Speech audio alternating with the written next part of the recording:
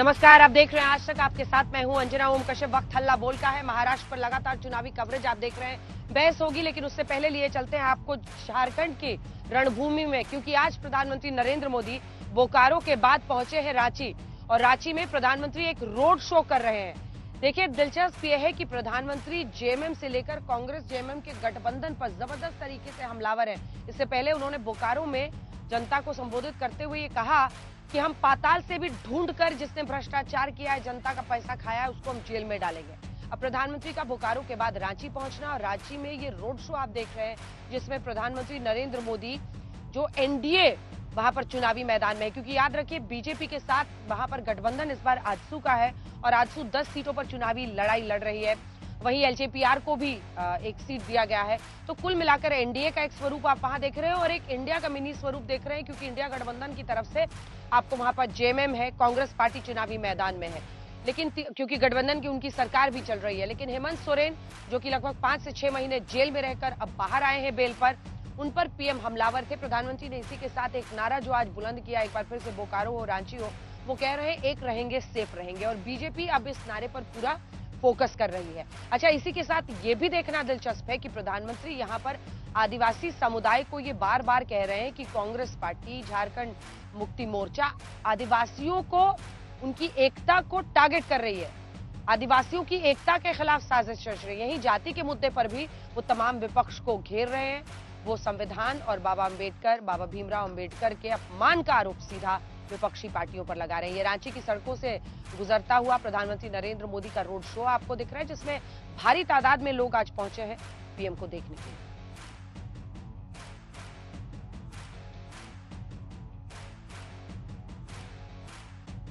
तो प्रधानमंत्री नरेंद्र मोदी चुनावी मैदान में उतरे हुए हैं, महाराष्ट्र से लेकर झारखंड में आज बोकारो के बाद रांची वो पहुंचे हुए हैं। तो पूरे महाराष्ट्र में सियासी रणभूमि बनी हुई है, जिस पर अब आप देखेंगे हल्ला बोल।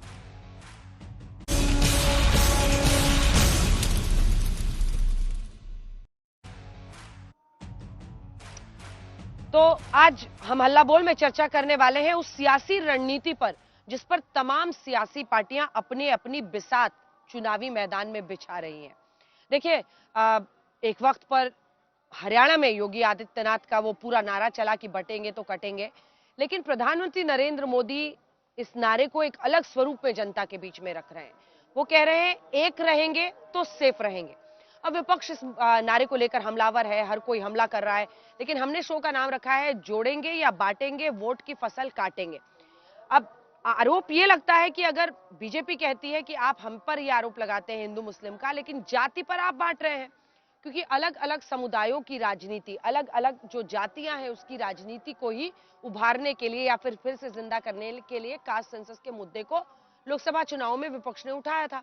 अब उसके बाद हरियाणा में सफलता पाने के बाद बीजेपी, एनडीए लगातार कोशिश कर रही है कि हम हिंदुओं को ये बार बार अपील करें कि वो एकजुट रहें, उनके साथ रहें। वहीं बात मल्लिकार्जुन खड़गे के उस बयान पर जा पहुंची, जहां पर उन्होंने मुख्यमंत्री उत्तर प्रदेश योगी आदित्यनाथ के वेशभूषा से लेकर उनके नारे पर मनुस्मृति के पन्नों तक वो पहुंच गए। देखिए, सियासी तापमान हर दिन बढ़ रहा है। आप महाराष्ट्र में आज देख रहे हैं हमारा ये शो, एक वक्त पर जिसका नाम औरंगाबाद होता था, औरंगजेब ने जिसका नाम रखा था, उसका नाम कई दशकों के बाद यहां बदला है, छत्रपति संभाजी नगर।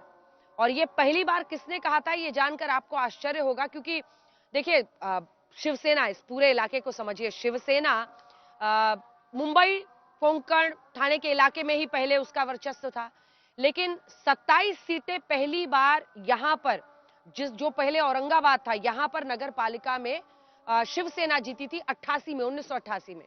उसके बाद पहली बार बाला साहब ठाकरे ने कहा था कि हम औरंगाबाद का नाम बदलकर छत्रपति संभाजी नगर रखेंगे, लेकिन कोई नहीं कर पाया। बीजेपी शिवसेना की सरकार भी आई और 95 में कोशिश हुई, लेकिन सरकार चली गई, और लगातार कोशिशों के बाद ये नहीं हुआ।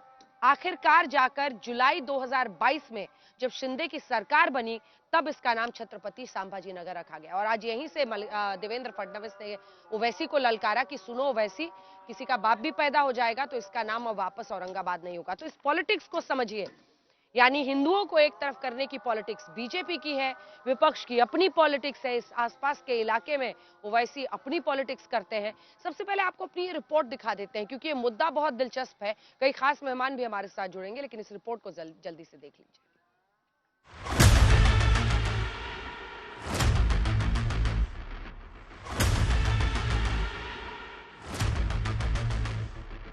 हमें ये हमेशा याद रखना है, एक रहेंगे तो सेफ रहेंगे। बटिए मत, क्योंकि जब भी बटे थे तो कटे थे। भड़काऊ भाषण देते हैं। एक रहिए और नेक रहिए। अब भड़काते क्यों? सीधा वोट मांगो, अपनी बात रखो। एक है तो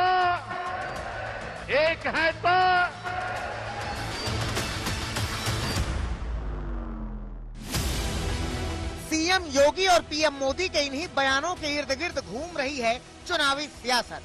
सियासी रेक्टर स्केल पर महाराष्ट्र के चुनाव में जो भूचाल आया है, उसका केंद्र बिंदु यही बयान है, या यूं कहें कि बटेंगे तो कटेंगे और नेक रहेंगे तो सेफ रहेंगे नारे का विस्तार हो रहा है। यूपी हरियाणा से निकलकर महाराष्ट्र में जब बीजेपी ने इसे अपना हथियार बनाया, तो कांग्रेस भी उन्हीं की बनाई पिच पर खेलने लगी और इस हथियार को कुंद करने के लिए योगी और मोदी से ही सवाल दाग डाले। बटेंगे तो कटेंगे, किसको बोला? बांटने वाले ही तुम हो और काटने वाले भी तुम हो, और दूसरों को बोल रहे बटेंगे तो कटेंगे। हुकूमत तुम्हारे पास, पैसा तुम्हारे पास, बुद्धि तुम्हारे पास, गरीबों को क्या दिया? इनको गुलाम रखने का तुम्हारा इरादा है। बीजेपी हिंदू वोट बैंक में किसी भी कीमत पर सेंधमारी नहीं चाहती। वोटरों को एकजुट करने के लिए ही बीजेपी ने नारे गढ़े, लेकिन इन नारों में कांग्रेस को खोट नजर आ रहा है। यानी खरगे के बयान का विश्लेषण करें तो कुछ बातें निकल कर आती हैं। खरगे ने कहा है कि गांधी की हत्या करने वाले गोडसे इनकी विचारधारा वाला था, इंदिरा गांधी को भी इन्हीं की विचारधारा वालों ने हत्या की। बीजेपी को जनगणना करवाने में गलत क्या लग रहा है? मोदी हमेशा बांटने की बात करते हैं। मोदी के पास गरीबों के लिए काम नहीं है, शिक्षा नहीं है। खरगे के सियासी साथी शरद पवार ने भी योगी पर निशाना साधते हुए कहा है कि सबको पता है कि यूपी के मुख्यमंत्री को महाराष्ट्र में क्यों लाया जा रहा है। इलेक्शन आते हैं जाते हैं, मगर आम लोगों में ऐसा माहौल होना चाहिए कि इलेक्शन कम्युनल लाइन पर नहीं जाएगा, मगर ये कॉन्शियसली कम्युनल लाइन पर इलेक्शन लेने की साजिश है, क्योंकि उनको अंदाजा आया है कि लोग उनके हाथ में हुकूमत नहीं देगी। मोदी योगी के नारों से ओवैसी भी आहत है। महाराष्ट्र चुनाव में प्रचार के दौरान उन्होंने अपना नारा गढ़ दिया। वैसे तो योगी आदित्यनाथ के लिए यूपी का उपचुनाव अहम है, लेकिन उनके नारे लोगों की जुबान पर इस कदर चढ़े हैं कि उनकी डिमांड महाराष्ट्र में लगातार बढ़ रही है। महाराष्ट्र में योगी आदित्यनाथ की करीब 15 रैलियां हैं। हालांकि जिस पार्टी के साथ बीजेपी ने महाराष्ट्र में महायुति का निर्माण किया, उसके एक घटक दल एनसीपी अजित पवार गुट की राय कुछ अलग है। अजित पवार ने आज तक से खास बात में कहा कि बटेंगे तो कटेंगे जैसे नारे महाराष्ट्र में नहीं चलेंगे। मैं उसको सपोर्ट नहीं करता। मैंने बार बार आपको बताया, महाराष्ट्र में ये नहीं चलता, ये यूपी या झारखंड या और कहीं चलता होगा। महाराष्ट्र में बीजेपी के सामने चुनौती दोहरी है। एक तरफ विपक्ष तो दूसरी तरफ अपना ही एक घटक दल। अब ऐसे में देखना दिलचस्प होगा कि बीजेपी के जिस नारे का ट्रेलर हरियाणा चुनाव में देखने को मिला, उसकी पूरी फिल्म महाराष्ट्र और झारखंड में क्या रिलीज हो पाएगी। आज तक ब्यूरो। देखिए, कार्ड तो दोनों तरफ से चले जा रहे हैं, ये तो एक बात साफ है। और संभाजी जी नगर से जब आप देख रहे हैं ये पूरी बातचीत, तो ये भी समझिए कि यहाँ पर अगर 2 सीटों पर चुनावी मैदान में असदुद्दीन ओवैसी अपने नेता को उतारते हैं। देखिए, औरंगाबाद ईस्ट में, औरंगाबाद सेंट्रल में, इन 2 सीटों पर मुस्लिम आबादी बहुत ज्यादा है। माना जाता है लगभग 35 से 40% आबादी है। दोनों जगह अपने उम्मीदवार उतार दिए हैं असदुद्दीन ओवैसी ने। वहीं अगर औरंगाबाद वेस्ट में देखिए, जहां 20% है वहां पर वो उम्मीदवार नहीं उतारते हैं। तो अपने अपने ध्रुवीकरण की राजनीति और गोटियां बिछाने की जो बिसात है वो हर कोई इस वक्त तैयार कर रहा है। आइए जल्दी से इससे पहले कि आपका परिचय खास मेहमानों से कराएं, सुना देते हैं आपको यहीं पर। और छत्रपति संभाजी नगर में पहुंचे थे असदुद्दीन ओवैसी चुनावी प्रचार के लिए, हमने उनसे खास बातचीत की। नमस्कार, आप देख रहे हैं आज तक, आपके साथ मैं हूं अंजना ओम कश्यप। महाराष्ट्र में चुनाव है और ऐसी ही चुनावी गलियारों में आप इस वक्त देख रहे हैं असदुद्दीन ओवैसी को, जो कि AIMIM के अध्यक्ष भी हैं और सांसद भी है हैदराबाद से। असदुद्दीन ओवैसी अपने नेताओं के लिए चुनावी प्रचार के लिए मैदान में उतरे हैं। इन सकरी गलियों से गुजरते हुए क्या संदेश है आपका? सवाल यही है कि अपनी भूमिका आप क्या देखते हैं इस इलेक्शन में? आप अपने आप को बड़ी तस्वीर में महाविकास आघाड़ी, महायुति देखते कहाँ पे? नहीं, हम तो इन दोनों का हिस्सा नहीं बन सकते। एक तो आइडियोलॉजी की वजह से, दूसरा वो लोग ये समझते हैं कि वही सब सेकुलर हैं और इसीलिए हम महाराष्ट्र में हमारे 2 विधायक ऑलरेडी हैं और औरंगाबाद में इम्तियाज साहब, मालेगांव और धुले, इम्तियाज साहब मेंबर ऑफ पार्लियामेंट भी थे, यहाँ के MLA भी थे। यहाँ पर हम लोग म्युनिसिपल कॉरपोरेशन में हम लोग मेन अपोजिशन पार्टी थे, तो यहाँ पर हम चुनाव लड़ रहे हैं और MIM काफी स्ट्रांग है। यहाँ पर 2 विधानसभा है, एक है सेंट्रल की, दूसरे ईस्ट पर इम्तियाज साहब और नासिर सिद्दीकी लड़ रहे हैं, तो उनके लिए हम कैंपेन करने आए हैं और हमको यकीन है कि इस महाराष्ट्र के पॉलिटिकल स्पेस में हमारी पार्टी अच्छा करेगी। कब तक आप सिर्फ मुस्लिम पॉलिटिक्स करेंगे देश में? अरे आप मेरे को पूछ रहे हैं, ये जो नरेंद्र मोदी कल क्या कहा उन्होंने? OBC की बात करते हैं, OBC को और मराठा को लड़ाने की बात मोदी कर रहे हैं प्रधानमंत्री रहकर। अब बताइए, प्रधानमंत्री ये बात कर रहे हैं, शिंदे क्या बात कर रहे हैं, फडणवीस क्या बात कर रहे हैं, ये लोग कोई क्या आप इससे हटके बात कर रहे हैं क्या? योगी जी तो कह रहे हैं बटेंगे तो कटेंगे, वो कह रहे हैं कि हिंदुओं एक हो जाओ, एक होके सोचो, जाति में मत कटो। नहीं, मैं तो ये बात नहीं कर रहा हूँ ना, मैं तो ये कह रहा हूँ कि चाहे अल्पसंख्यक समाज हो, दलित हो, मराठा हो, हमको मिलकर इन ताकतों से मुकाबला करना। टिकट किसको दिया आपने? टिकट सबको दिया। 12 दिया मुस्लिम को, 4 दिया दलित को। बिल्कुल दिया। आप तो अलग एक कॉम्बिनेशन बनाने की कोशिश, आपने कितना, बाकी लोगों का कितना प्रतिनिधित्व किया? क्यों दिया ना, दलितों को दिया हमने, बोलकर दिया हमने। आप चाहते हैं ना मुस्लिम दलित कंबाइन? हाँ बिल्कुल हो, क्यों नहीं? सबसे कमजोर जातियां नहीं है क्या इस देश में? बिल्कुल है, मगर सबसे कमजोर कौन है? किसका नेता नहीं है बताइए? यहाँ पर महाराष्ट्र में हर समुदाय का एक नेता है। अगर किसी का नेता नहीं है तो दलितों का नेता नहीं है और मुसलमानों का नहीं है। और तीसरी बात यह है कि आज मराठाओं के पास एक बेबाक आवाज है जरंगे पाटिल की, वो बेहतरीन लीडर उनका बन के उभरा है। कैसे उभरा है? इसी तरह हम कह रहे हैं कि भाई आपको लीडरशिप चाहिए और ये एक तरीका है लीडरशिप। जरंगे पाटिल की प्रशंसा कर रहे हैं, तो क्या मैं मानूं कि आप मराठा आरक्षण के पक्ष में? क्योंकि वो तो कहते हैं बिल्कुल मिलना चाहिए उनको। हम कह रहे पब्लिक से, हाँ बिल्कुल, 27% OBC के अंदर। बिल्कुल भाई, देखिए एक बात सुनिए, सरकार के पास 240 MP अभी, पहले 306 थे। मैंने पार्लियामेंट में खड़े होकर यह कहा था कि आप पार्लियामेंट में बिल लाइए, 50% को ब्रीच करिए, 50% को ब्रीच करेंगे आपको मिलेगा। आप ये बताइए, इकोनॉमिक वीकर सेक्शन के नाम पर आप अपर कास्ट को ला लिए, जो आबादी में 20% है उनको आप 10% दे रहे हैं, जो आबादी में 80% है उनको 50% के अंदर कर दिया आप, 27% में कर दिया आप। तो ये आपके पास ये करने का पूरा इख्तियार है, आप करते क्यों नहीं? अच्छा, जहां तक ये आरक्षण की बात है, इस पर बात ही नहीं कर रहे प्रधानमंत्री देवेंद्र फडणवीस। बात नहीं, गरीबों से आपकी क्या दुश्मनी? अगर 10% मिल रहा है गरीबों को आरक्षण, तो क्या दिक्कत है? क्या दुश्मनी? मेरी सोच ये है कि आरक्षण जो है वो गरीबी की बुनियाद पर नहीं, सोशल एजुकेशनल बैकवर्डनेस की बुनियाद पर मिलना चाहिए। सारे ऐसे मराठा समुदाय के लोग हैं जो कि उस तरह से नहीं है। कहाँ, कैसे? अरे आप चलिए मेरे साथ, मैं आपको मराठा लोगों को दिखाऊंगा किसान कितने खुदकुशी कर रहे हैं, कितने उनके पास प्रॉब्लम्स हैं। इसकी वजह क्या है? उसकी वजह तो यही तो हम कह रहे हैं, सामाजिक बॉयकॉट थोड़ी वजह है, गरीबी वजह है ना। ना, सामाजिक बॉयकॉट की जो बात कर रहे हैं वो दलितों के लिए आती है। हाँ। यहाँ पर OBC में जो बात हो रही है वो तो अदर बैकवर्ड क्लास आर्टिकल 15-16 को देखना है। उसमें कहाँ हो रहा है? उसमें तो बैकवर्ड है वो। तो मराठाओं को सामाजिक रूप से कौन से बहिष्कार का सामना करना? बहिष्कार का नहीं है वो। आज अगर आर्टिकल 15 और 16 का फॉलो कर रहे, समझ नहीं, आप अपने आप को कॉन्ट्रडिक्ट कर रहे हैं। बिल्कुल नहीं कर रहा हूँ। देखिए सुनिए, आधार पे नहीं, सामाजिक आधार पे, तो सामाजिक आधार पे आर्टिकल 15 और 16 में सोशल बाइकआउट नहीं है, सोशल एजुकेशनल बैकवर्डनेस की बुनियाद पर वो है बैकवर्ड। अच्छा, इन्हीं सरकारों ने रिपोर्ट बनाकर दिया ना, चाहे उद्धव ठाकरे की सरकार हो, शुरू जाइए, चाहे इनकी शिंदे की सरकार हो, फडणवीस ने कहा था। आज आप कैसे पीछे हट जा रहे हैं उससे, कैसे पीछे हट जा रहे हैं, हमको बताइए। अभी तो जरांगे पाटिल, चूंकि वो चुनाव नहीं लड़ रहे इसलिए अलग कहानी है, लेकिन डिसरप्टर आप बनना चाहते हैं, ये दिख रहा है। आप चाहते हैं कि जो अपने आप को सेक्युलर कहते हैं उनका वोट बैंक खत्म हो, आपके लिए लोग वोट करें। अभी भी वो चैलेंज नहीं बना हुआ है आपके लिए। नहीं, डिसरप्टर बनना तो जरूरी है लाइफ में। कैसे होगा? अरे डिसरप्टर बनना, दिखाइए ना इम्तियाज भाई को, इधर दिखाइए जल्दी से। बताइए इम्तियाज भाई को दिखाइए।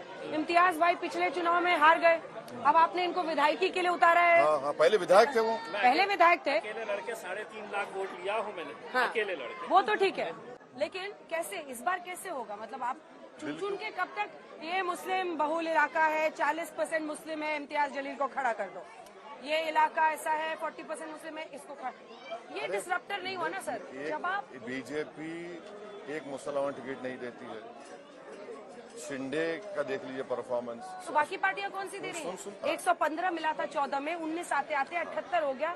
कोई भी पार्टी है तो वही तो मैं कह रहा हूँ, कम से कम हम तो दे रहे हैं, वही तो मैं कह रहा हूँ। बाकियों को नहीं दे रहे ना। अरे कैसे नहीं दे रहे, दलितों को दिए हैं 4 बस। अरे बिल्कुल, 16 में से 4, 12 मुस्लिम, 4 दलित, 16 में से 4, बस पूरा आंकड़ा है। हाँ बिल्कुल है, आपके बाकी नहीं है लोग क्या? अरे जितना हमारी स्ट्रेंथ तो लड़ेंगे। अंजना ओम कश्यप लड़ना चाहे नहीं लड़ सकते। कब लड़ेंगे बोलिए आप, कब लड़ेंगे बोलिए आप? अरे मुस्लिम दिखता है, देखिए जितने दूसरी नजर जाती है दलित पर, इनको लाओ अपनी तरफ। सुनिए, जितने जर्नलिस्ट हैं ना, उनके लिए कोटा है हमारे पार्टी, इम्तियाज जलील है। अरे आप आ जाइए, आप एमआईएम से लड़ लीजिए, क्या बल्ले बल्ले मौजा हो जाएगा मेरा तो। बाकी बताइए सर, बाकी लोग का क्या होगा? सवाल उसका नहीं, बाकी लोगों का क्या होगा? बाकी लोग भी हमारे, अच्छा आपके चश्मे से अगर मैं ये चश्मा लगाऊंगी तो मुझे सिर्फ मुस्लिम और दलित दिखेगा ये देश में। अच्छा ठीक है, ऐसा नहीं है। ये चश्मा लगाने में डर लगता है मेरा, इसमें से 2 ही लोग दिख रहे हैं। बिल्कुल नहीं, हमारे पार्टी में यहाँ पर हमारे 28 कॉर्पोरेटर थे, उसमें हर समाज के कॉर्पोरेटर थे औरंगाबाद में, हर समाज का कॉर्पोरेटर औरंगाबाद में रहा है। ऐसा नहीं है कि हम दूसरे समाज को छोड़ दिए, उनको कर देंगे, बिल्कुल है। एम्पावरमेंट तो होना चाहिए ना, पॉलिटिकल एम्पावरमेंट। हरियाणा में योगी आदित्यनाथ का नारा चला, बटेंगे तो कटेंगे, और जो कास्ट सेंसस का विपक्ष रख रहा था उसको उन्होंने धराशायी किया, और वो वही नारा हर जगह पहुंच रहा है। क्या गलत है? वो कह रहे हैं देश में एकजुट हो जाओ। किसको बोल रहे हैं? अब ये तो नहीं बता रहे। नहीं, आपको पता है किसको बोल रहे हैं? कह रहे हिंदुओं को एकजुट। अब वही तो बताइए। मैं तो वो कह भी नहीं रहा हूँ। प्रधानमंत्री क्या बोल रहे हैं कि एक हैं तो सेफ हैं। ये प्रधानमंत्री की जबान है, जो कहा था मंगलसूत्र भैंस चोरी करके दे देंगे, कपड़े देकर पहचानो। अरे बटेंगे तो कटेंगे, कौन बांट रहा है? तुम ही तो बांट रहे हो। आपने ले जाकर घर तोड़ दिया, उनको सुप्रीम कोर्ट भागना पड़ा। डीवाईसी चंद्रचूड़ साहब ने अपने जजमेंट में कहा कि बुलडोजर इस देश के लिए, संविधान के लिए खतरा है। आप संविधान को मानते ही नहीं हैं। आप तो ओपनली बोलते हैं कि हम इस समुदाय के खिलाफ हैं। कौन सा बात कर रहे हैं? अच्छा, 10 साल से क्या हिंदू समाज खतरे में है? बताइए हमको। आप सत्ता में है, 290, 300 आपके पास एमपी, अब 240। हिंदू समाज खतरे में आप दिखा रहे हैं। वो कह रहे हैं जाति पर मत बंटो, जाति के आधार पर बंटते हैं उनको ना घाटा होता है। अच्छा, ये बोल दीजिए कि बीजेपी बीसी रिजर्वेशन के खिलाफ है, बीजेपी सर्वे के खिलाफ, बोल दीजिए ना। प्रधानमंत्री को बोलना चाहिए। प्रधानमंत्री को मैंने पार्लियामेंट में देखा, आपने टीवी पर देखा, छाती को टार्जन की तरह मार के बोले मैं बीसी नेता हूं। है अचानक बीसी नेता आपको याद हो गए? ये 2024 चुनाव से पहले मोदी से बड़ा बीसी नेता कोई नहीं है। फिर आप बोलते हैं कि एक होंगे तो सेफ हैं, बटेंगे तो कटेंगे। असदुद्दीन ओवैसी से ये खास बातचीत आप देख रहे थे छत्रपति संभाजी नगर से। आइए अब स्वागत करते हैं अपने खास मेहमानों का। प्रेम शुक्ला राष्ट्रीय प्रवक्ता बीजेपी के हमारे साथ जुड़ गए, अभय दुबे जी राष्ट्रीय प्रवक्ता कांग्रेस पार्टी के जुड़ गए हमारे साथ, आशुतोष वर्मा जी समाजवादी पार्टी के प्रवक्ता जुड़ गए हैं, अनिल दुबे जी प्रवक्ता आरएलडी के हमारे साथ जुड़ गए हैं। ओवैसी साहब को सुना आपने प्रेम शुक्ला जी, वो बार बार ये कह रहे हैं कि आप लोग अगर जाति का कार्ड खेलें, ओबीसी की बात करें, आप लोग अपने अपने तरीके से अगर जातियों की बात करें तो ठीक है, लेकिन वही अगर कोई विपक्षी पार्टी या कोई अन्य पार्टी मुस्लिमों की बात करे तब आप लोगों को सांप्रदायिकता दिखती है या जातिवाद दिखता है। ये कहां तक सही है? वो सीधा चैलेंज कर रहे हैं आपके बटेंगे कटेंगे रहेंगे सेफ रहेंगे नारे को। जी शुक्ला जी। नहीं, संकट तो उनका है अंजना जी। वो इत्तेहादुल मुस्लिमीन की बात करें तो चलेगा, वो फिलिस्तीन तक के मुसलमानों की चिंता करें तो चलेगा। हम बांग्लादेश के हिंदुओं की चिंता कर ले तो घबरा जाते हैं वो। हम हिंदुओं की एकता की बात करने घबरा जाते हैं वो। हम भारतीयों की एकता की बात कर देते हैं, उनको जो है चिढ़ हो जाती है, चिल्लाने लगते हैं, चीखने लगते हैं। अरे भाई जब बटेंगे तो कटेंगे कह रहे तो सत्य नहीं है क्या? 1947 में बंटे थे तो कटे थे कि नहीं कटे थे? 1964 में जमशेदपुर में कटे कि नहीं कटे? 1978 में भागलपुर में कटे कि नहीं कटे? कानपुर में कटे कि नहीं कटे? मुरादाबाद में कटे कि नहीं कटे? मुंबई में कटे कि नहीं कटे? जहां जहां बटे वहां वहां कटे। और ये सत्य है, जब जब बंटे तब तब कटे। 1984 में जब सिखों को अलग कर दिया इंदिरा गांधी जी की हत्या के बाद, तो 10,000 सिखों को काटने वाले कौन थे और किस आधार पर काटा था? उनका धर्म देखकर ही काटा था ना, उनकी पगड़ी देखकर ही काटे थे ना, उनके गले में टायर डालकर यही कांग्रेसियों ने आग लगाई थी ना, उन महिलाओं पर बलात्कार किया था ना। बंटे थे तो कटे थे ना, और हम उस बंटने का विरोध कर दे तो गलत हो गए, ये काटने का समर्थन कर दे तो ये सही हो गए। ये काटने वालों पर टाडा की केसेस ना करें, बल्कि जो कटे हैं उन परिवारों पर टाडा की केस कांग्रेसी कर दे, ये सही है। गजब के तर्क है इनके भाई। हम तो बंटने के खिलाफ कर, हमने कहा किसको बांटने की बात हमने की? ठीक है, वो बंटने के खिलाफ बोल रहे हैं और काटना गलत कह रहे हैं, तो क्या दिक्कत है अभय जी? हाँ। देखिए, आज देश के समाज के अंतिम पंक्ति में खड़े हुए लोग, दलित समाज के लोगों में एक संदेश साफ चला गया कि दो विचारधाराएं इस देश में काम कर रही है। एक है जो दलित समाज के खिलाफ, अंतिम पंक्ति के खिलाफ बटेंगे और कटेंगे का नारा दे रहे हैं, और एक नारा है कि गिनेंगे तो गड़ेंगे, गड़ेंगे तो बढ़ेंगे, अर्थात गिनती कराएंगे समाज के अंतिम पंक्ति की, जो राहुल गांधी जी मांग कर रहे हैं। उसी में देश का उत्थान है। ये दो विचारधाराएं साफ है। एक पटकथा लिखी गई भारतीय जनता पार्टी में, उस पटकथा के जो मुख्य पात्र है वो अजीत पवार है, और सत्ता के अतिथि कलाकार के रूप में, उस पटकथा के अतिथि कलाकार के रूप में ये ओवैसी साहब है। कैसे है? एक बड़ी शानदार स्क्रिप्ट लिखी। क्या यह संभव है कि अजीत पवार कहें नरेंद्र मोदी जी की रैली के संदर्भ में पूछने पे कि बारामती में किसी की आवश्यकता नहीं है, हम ही काफी हैं रैली के लिए? फिर या वो ये कहें कि किसी दूसरे प्रांत का व्यक्ति आ जाए और बटेंगे और कटेंगे का नारा दे, तो ये महाराष्ट्र सद्भाव की भूमि है। क्या यह संभव है कि उसी राजनीतिक दल से एक ऐसे व्यक्ति को टिकट दिया जाए जिस पर भारतीय जनता पार्टी का शीर्षस्थ नेतृत्व यह आरोप लगाता था कि बंबई बम धमाके इस आदमी के पैसे से हुए हैं, और इस आदमी के पैसे से दिए वली शाह को, जो जेल में बंबई बम धमाके में बंद है, नवाब मलिक के पैसे से, और उसको टिकट देने पर भी आप समझौता बरकरार रखें? तो क्या किया इन लोगों ने स्ट्रेटेजिकली कि मुस्लिमों के वोट को कंसंट्रेट करने के लिए, उनको एक्यूमुलेट करने के लिए अजीत पवार जी को एक चेहरा बना दिया। उनने कहा मोदी जी का विरोध करना हो तो करना, नवाब मलिक के पोस्टर्स में से मोदी जी की तस्वीर हटा देना। आप देखिए तो सही, हसन मुशर्रफ ब्रांड एम्बेसडर है इनका, नजीबुल्ला इनका ब्रांड एम्बेसडर है।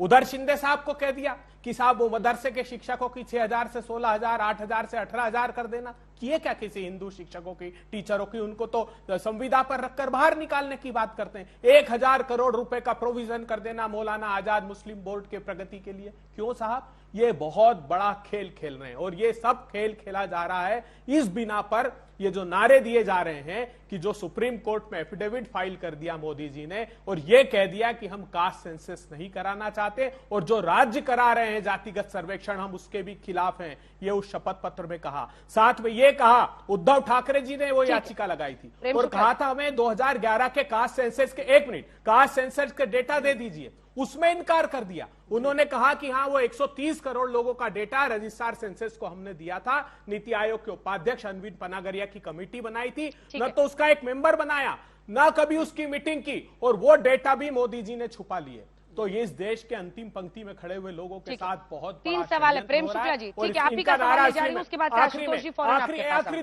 1 सेकंड बस, आखिरी 1 सेकंड, सिर्फ आखिरी 1 सेकंड बोलिए, आखिरी 1 सेकंड। इनका नारा है साथ रहेंगे तो सेफ रहेंगे। साथ कौन रहेगा? साथ रहेंगे प्रफुल्ल पटेल, जिस पर आरोप लगाते थे कि इकबाल मिर्ची का साथी और भ्रष्टाचारी है, हसन मुशर्रफ, भावना गवली, यशवंत जाधव, यामिनी जाधव, हेमंत बिस्वा शर्मा, जितने देश भर के भ्रष्टाचारी हैं, साथ रहेंगे तो मोदी जी ने कहा सेफ रहेंगे, चाहे वो 70,000 करोड़ का घोटाले का आरोप अजीत पवार जी पर लगाया हो। तो ये दोनों बुनियादी नारों का अंतर देश के लोगों समझ लीजिए। और आप गिनती करने के जो राहुल गांधी जी गैर राजनीतिक रूप से बात कर रहे हैं, भारतीय जनता पार्टी आज संकल्प ले ले, हम वो बात करना बंद कर देंगे। ठीक है, आपने भ्रष्टाचारी उन्हें कहा, भ्रष्टाचार का आरोपी नहीं कहा, यानी आप खुद मान रहे हैं कि वो सारे भ्रष्टाचारी थे, और किन पार्टियों में वो पहले थे ये तो खैर सबको पता ही है। लेकिन जब वो बीजेपी में पहुंचे तो प्रेम शुक्ला जी आपने गले लगाया अजीत पवार, प्रेस कॉन्फ्रेंस लेकर कही जी, ठीक, आपने अजीत पवार को गले लगा लिया, क्या ये है ना? 1 मिनट बोलिए तब भी शांत नहीं है। प्रेम शुक्ला जी, प्रेम शुक्ला जी, 3 सवाल है। अजीत पवार को आपने गले लगाया था, वही अजीत पवार आज कह रहे हैं कि ये नारा हमारा नहीं है, हमें ये नारा स्वीकार नहीं है। वही अजीत पवार आप नवाब मलिक को उतार रहे हैं चुनावी मैदान में। तो ये कॉन्ट्रडिक्शन, आप बार बार इनके कॉन्ट्रडिक्शन की, ये देखो ऐसे है, वो देखो वैसे है, आपके अंदर ही तो ऐसी स्थितियां हैं। और कल मैं नवनीत राणा जैसी आपकी नेता स्टार प्रचारक से बात कर रही थी, अजीत पवार का नाम आते ही वो मुस्कुराने लगी, किसी को समझ ही नहीं आ रहा है उधर अननेचुरल है या आपने भारी अननेचुरल कर लिया इस तरफ। और अजीत पवार खुलकर कह रहे हैं कि ये नारा गलत है, वो नारा जो योगी आदित्यनाथ दे रहे हैं। बिल्कुल अननेचुरल नहीं है। मैंने जो प्रश्न पूछा उसका उत्तर देने की अजीत हिम्मत पवार के साथ नेचुरल श्रीमान अभय दुबे जुटा नहीं पाए। और हाँ, नेचुरल अलायंस हमारे विचार को मानते हैं, विकास के विचार को मानते हैं, वो जिस विचार को नहीं मानते वो स्वीकारेंगे, हमें पूरा विश्वास है। और दूसरी बात, मुझे कृपा करके बताइए ना कि ये कांग्रेस का कौन सा कीचड़ का कुंड है जिस कुंड में सब कीचड़ से लेके निकलते हैं और भारतीय जनता पार्टी में आकर उनको नहाना पड़ता है, ड्राई क्लीन होना पड़ता है। कीचड़ का कुंड है सोनिया गांधी जी जो है वो 420 की केस की जो बेल पर है, जो राहुल गांधी 420 केस में बेल पर है, और जो 420 की केस में बेल पर है वही आपका अपोजिशन लीडर है। आपका 420 की केस है भाई, फिर बीच में क्यों बोल रहे हैं भाई? बीच में क्यों बोल रहे हैं? मैं सुन रहा था ना इनको, अंजना जी। अरे तो 2016 सुन रहा था ना, इनका धैर्य क्यों टूट जा रहा है? धैर्य मत तोड़िए, 420 है केस उनके ऊपर। सर 420 केस है कि नहीं है? बेल पर है कि नहीं लेना चाहिए तब बेल, कहना चाहिए तो झूठा केस है। अंजना जी ये क्या तरीका है? अंजना जी ये क्या तरीका है? अभय जी, अंजना जी ये क्या तरीका है? आपके बीच में वो नहीं बोले थे अभय जी, आपके बीच में वो नहीं बोले थे। अरे मैंने एक शब्द नहीं बोला ना। देखिए आज मैं भी तीसरी जगह पर हूँ, अब हम सारे अलग अलग जगहों पर आज फैले हुए हैं, तो थोड़ा आप लोग भी मेरे साथ कोऑपरेट कीजिए प्लीज। अभय जी हाथ उठाइए, मुझे आप लोग दिख रहे हैं, स्क्रीन लगा हुआ है यहाँ पे। हाँ, बीच में नहीं, बीच में नहीं। अरे उन्होंने तो नवाब मलिक पर आपकी बात नहीं सुनी। उन्होंने कहा कि नवाब मलिक का पांडव से लिंक जोड़ रहे थे। नवाब उत्तर दे रहा हूँ मैं उत्तर दे रहा हूँ, उसका उत्तर दे रहा हूँ अंजना जी। हम कोई कांग्रेसी थोड़े कि पत्थर फेंक के भाग जाएंगे, हम पत्थरबाज लोग नहीं है। देखिए नवाब मलिक के बारे में हमारा आज भी मानना है कि जब तक उनके आरोपों से वो मुक्त नहीं होते, वो दाऊद इब्राहिम गिरोह के व्यक्ति हमारी दृष्टि में है। इसलिए हम उनका उस सीट पर जो है हमारे सुरेश पाटिल कैंडिडेट हैं, महायुति के प्रत्याशी सुरेश पाटिल है, ना कि नवाब मलिक। बहुत स्पष्ट है ये। और नवाब मलिक से इतनी नफरत इनको आज हो गई, जब नवाब मलिक जो है उन पर आरोप लगाकर जेल में भेजा तो ये बेशर्मी से वो जेल में रहते हुए भी उनको मंत्री बना रखा था। कीचड़ का कुंड है कि नहीं कांग्रेस? अब तो स्वीकार लीजिए अभय जी कि आप कीचड़ के कुंड में ही जो है आकंठ डूबे हुए हैं। ये दशा आपकी है कि जिस व्यक्ति को आज आप दाऊद इब्राहिम के साथ आप भी मान रहे हैं इस बात को, वो जब जेल में था तब आप, और मेरी बात और पूरी हो जाने दीजिए, मेरी बात पूरी हो जाने दीजिए अंजना जी। अंजना जी मेरी बात तो पूरी हो जाने दीजिए, पूरी हो जाने दीजिए, मेरी बात तो पूरी हो जाए। यस सर, पूरी करें। हाँ, अब इन्होंने जो है यस इन्होंने कहा कि जातियों की जनगणना होने से ही अंतिम पायदान पर खड़े व्यक्ति का उत्थान होगा। बहुत अच्छी बात है। तो पंडित जवाहरलाल नेहरू जिन्होंने जातीय जनगणना इस देश में बंद की, वो अंतिम पायदान पर खड़े व्यक्ति के पतन के जिम्मेदार हुए, तो माफी मांगिए। नेहरू की सारे जो है पुण्याई गिनाकर आप वो आज तक वोट मांगते हो, तो उस पाप के लिए माफी कब मांगेंगे राहुल गांधी? वो तिथि भी निर्धारित कर दीजिए। क्यों निर्धारित करने में आपको आशंका होती है मित्र? भाई 1891 से 1947 तक यानी 1941 तक जातिगत आधार पर जनगणना हो रही थी। जातिगत आधार पर जनगणना बंद किसने की? तो पंडित जवाहरलाल नेहरू ने बंद की। वो बंद कब तक रही? वो इंदिरा गांधी के भी जमाने में बंद रही, वो राजीव गांधी के जमाने में भी बंद रही। तो ये सारे दलित विरोधी थे, क्योंकि आरक्षण पर भी इनका विरोध था, पिछड़ा आयोग पर भी इनका विरोध था, पिछड़ा आयोग को संवैधानिक दर्जा देने पर भी इनका विरोध था। तो अंतिम पायदान पर खड़े व्यक्ति के लगातार पतन का अगर कोई 6 दशकों तक जिम्मेदार है, वो तो आप हैं जनाब। स्वीकार लीजिए, उसको क्षमा मांग लीजिए। डॉक्टर बाबा साहब आम्बेडकर छोटा सा जवाब हो गया प्रेम शुक्ला जी। अब देखिए, नहीं, छोटा सा, ठीक है। अभी आशुतोष जी और अनिल दुबे जी का वो भी नहीं खुला है। दुबे जी, अंजना जी, एक बहुत छोटा सा जवाब मैं इनको दे दूं। हसन मुशर्रफ पर आरोप लगाया था कि 40,000 किसानों का पैसा उसके बेटों के खाता में चला गया। नवाब मलिक पर भी इन्होंने आरोप लगाया था, अजीत पवार पर भी। अब मूल मुद्दा क्या है? आज क्यों आवश्यकता है कास्ट सेंसस की?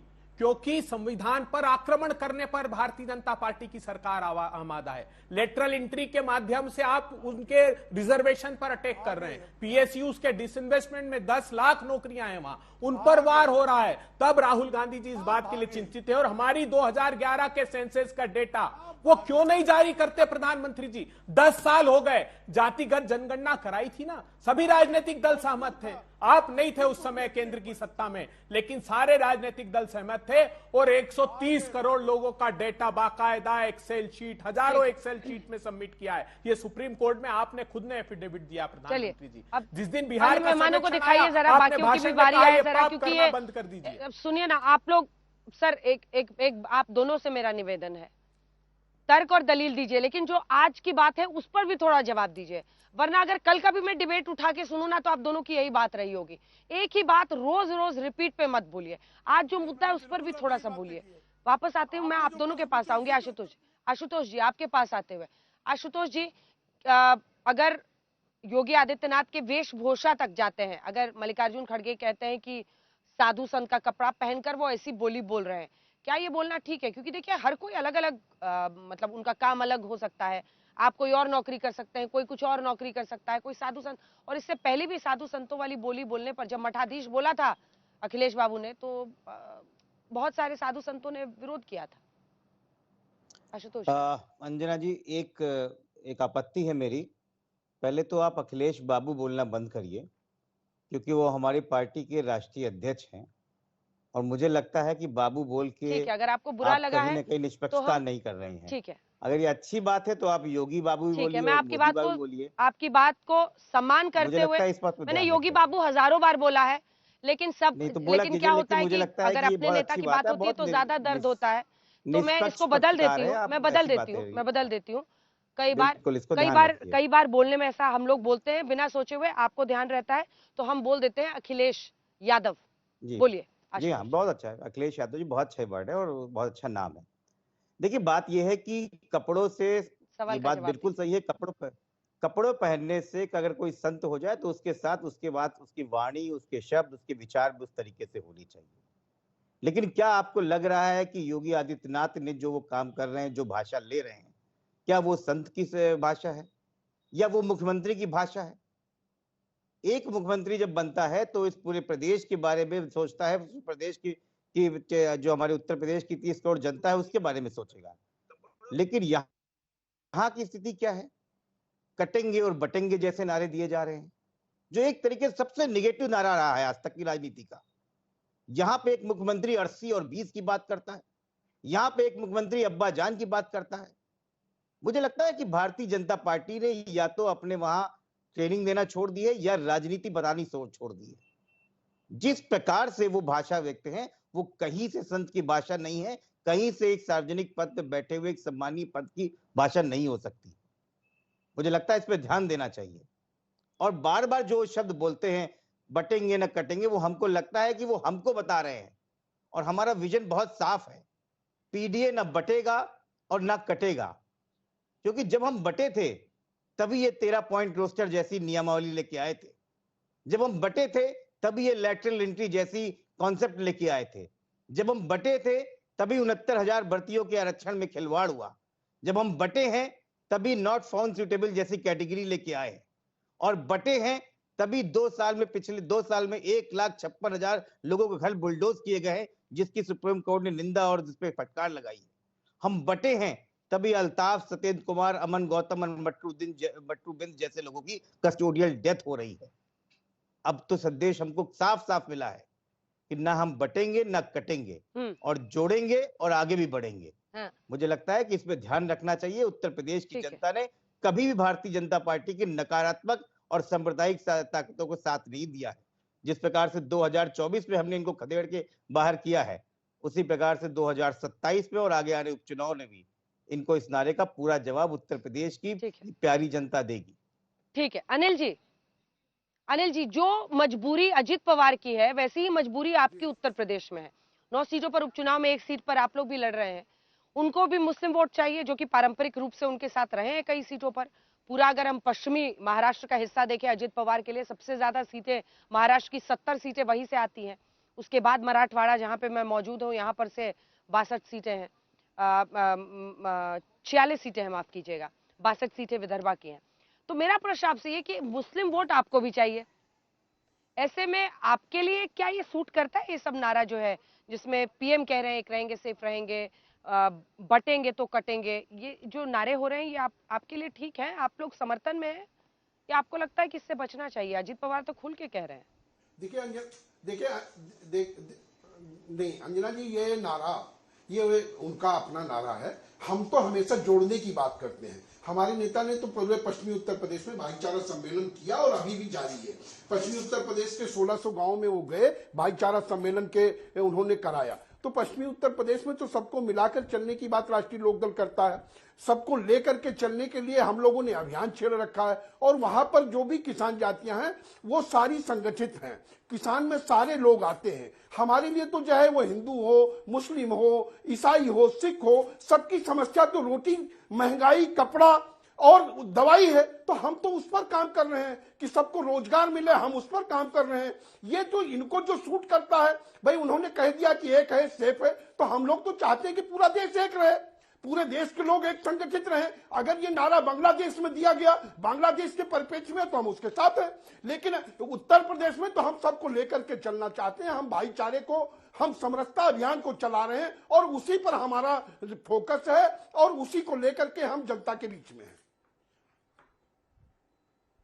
ठीक है, आपको ऐसा लग रहा था अपनी बातों से, अनिल जी आप ही को सुना रहे थे प्रेम शुक्ला जी, वो कह रहे हैं कि हमारे लिए नहीं, हमारे लिए असल मुद्दा महंगाई है, रोजगार है, और भी 3-4 मुद्दे उन्होंने गिना दिए।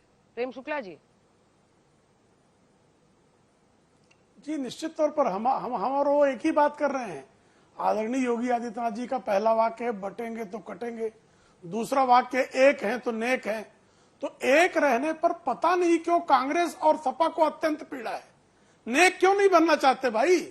क्यों बांटना चाहते हैं कि सिर्फ यादव जी लोग ही थानों में रहेंगे, सिर्फ यादव जी लोग ही पीसीएस बनेंगे? अरे भाई, ओबीसी में बहुत सारी जातियां हैं, सारे ओबीसी एक वर्ग के रूप में रहे, क्या प्रॉब्लम है? सारे अनुसूचित जातियां एक वर्ग के रूप में हैं, सारे जो हमारे अनुसूचित जनजाति, लेकिन जनजातियों में भी ये बंटवारा करेंगे, जातियों में बांट देंगे। वो ओबीसी में भी जो है जातियों में बंटवारा करेंगे, वो अनुसूचित जातियों को भी जातियों में बांटेंगे, फिर गोत्रों में बांटेंगे। अभी सुप्रीम कोर्ट के एफिडेविट की बात अभय दुबे जी कर रहे थे।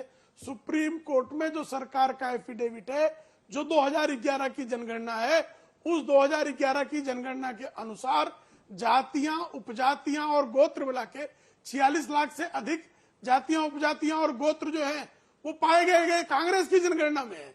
तो साहब आप कहते हैं एक तरफ नारा है जिसकी जितनी हिस्सेदारी उसकी उतनी भागीदारी, तो आप बताइए 46 लाख टुकड़े कर देने के बाद 542 हमारी लोकसभा सीटों को 46 लाख से भाग दे देंगे, तो कैसे हिस्सा बटेगा, कितना बांट देना चाहते हैं समाज को?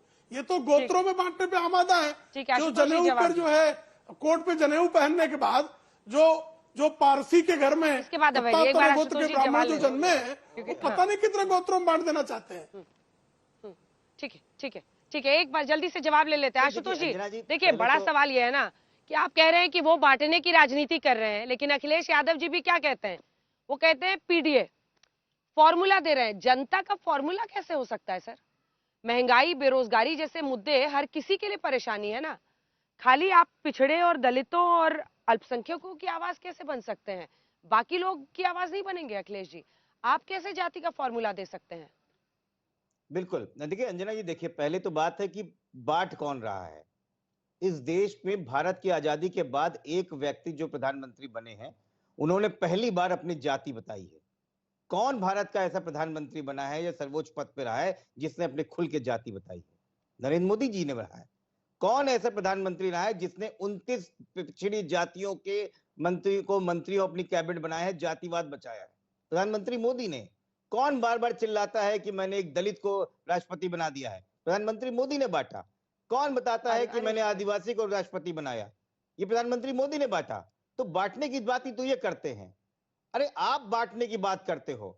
और रही बात आपके साथ पिछड़े दलित अल्पसंख्यकों की, क्या आज की डेट में उत्तर प्रदेश या देश में इस प्रकार के माहौल नहीं बना है कि आज भी दलित व्यक्ति का अगर कोई बच्चा, इसकी शादी होती है, वो घोड़े पे नहीं चढ़ सकता, वो मूछ नहीं रख सकता है?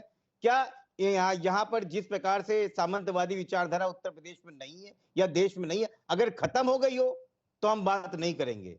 समाजवादी पार्टी समानता की बात करती है। समाजवादी पार्टी समता मूलक समाज की बात करती है, और समता मूलक समाज में जो पायदान में पीछे छूट गए हैं उनको ऊपर लाने की बात करती है। हम किसी को नीचे लाने की बात नहीं करते। हम कहते हैं जो छूट गए उनको ऊपर लेके आएंगे, क्योंकि आपकी जातिवादी सोच है। आप सोचिए आप क्या करते हैं। आप मुख्यमंत्री हो, कहते हैं कि मुझे क्षत्रिय होने पे गर्व है। आप क्यों नहीं कहते मुझे भारतीय होने पे गर्व है? ये सोच जो है ये खत्म शुक्ला जी, इसका एक छोटा सा जवाब। प्रेम शुक्ला जी, एक छोटा सा जवाब। देखिए, पहला प्रधानमंत्री पंडित जवाहरलाल नेहरू लिखते थे तो पंडित जवाहरलाल नेहरू अनुसूचित जातियों को रिप्रेजेंट कर रहे थे। चौधरी चरण सिंह जो मुलायम सिंह यादव के गुरु थे, चौधरी चरण सिंह ने अजगर का नारा लगाया था, आहिर जाट गुज्जर राजपूत। तो कौन नहीं जानता इसको भाई? खाम की बातें आप गुजरात में कहते थे, वो क्या हुआ करता था? क्षत्रिय, हरिजन, मुसलमान। आप कहते थे मुस्लिम, ब्राह्मण और जो है दलित। तो ये जो है उत्तर प्रदेश में आपका फार्मूला था। ये क्या था भाई? कांग्रेस वालों जरा कृपा करके मुझे बता दीजिए। और पंडित जवाहरलाल नेहरू अगर पहले जो है जाति उनकी नहीं पंडित, तो पंडित क्यों लिखते थे? पंडित क्या होता है? उनकी विरुदावली पंडित किस आधार पर थी? जाति के अलावा शास्त्रीय संगीत। इसका डायरेक्ट जवाब दीजिए। और अलग अलग राज्यों में अलग अलग जातियों के नाम से फॉर्मूला वाले शब्द बनाने वाले ये भी तो बताएं कि उन्होंने उनके उत्थान के लिए किया क्या इतने दशकों तक। ठीक है, 2 सवाल, छोटा सा जवाब, फिर आ रही है। आज भारतीय जनता पार्टी ने बहुत बड़ा खुलासा अंजना जी की डिबेट में किया है कि हाँ, कास्ट सेंसस के डेटा उनके पास हैं, क्योंकि शुक्ला जी ने तथ्य बताएं कि उसमें कितनी जातियां हैं। इसका अर्थ है कि भारतीय जनता पार्टी की सरकार और उनके प्रवक्ताओं को वो रिपोर्ट पढ़ाई गई है। प्रधानमंत्री जी सत्ता की भूख मिटाने के लिए एनसीपी को काट दिया और बांट दिया महाराष्ट्र में। सत्ता की भूख मिटाने के लिए शिवसेना को काट दिया और बांट दिया शिवसेना को। कांग्रेस पार्टी को मजबूत काट दिया और बांट दिया सत्ता की भूख मिटाने के लिए। किसानों ने जो वोट दिए थे आपको प्रधानमंत्री जी, किसानों को जीप से रोककर काट दिया और बांट दिया आपने। जो पहलवान बेटियां न्याय मांगने के लिए आई थी दिल्ली के दरवाजे की इजाजत देता। मैं जवाब अब नहीं ले पाऊंगी किसी से। आप सभी का बहुत धन्यवाद हमारे साथ जुड़ने के लिए। लेकिन हम मौजूद हैं छत्रपति संभाजीनगर से, महाराष्ट्र में। रात 8 बजे जरूर देखिए यहाँ से राज तिलक, जहाँ पर जनता दागेगी सवाल और नेता देंगे जवाब। वक्त चुनाव का है, देखते रहिए।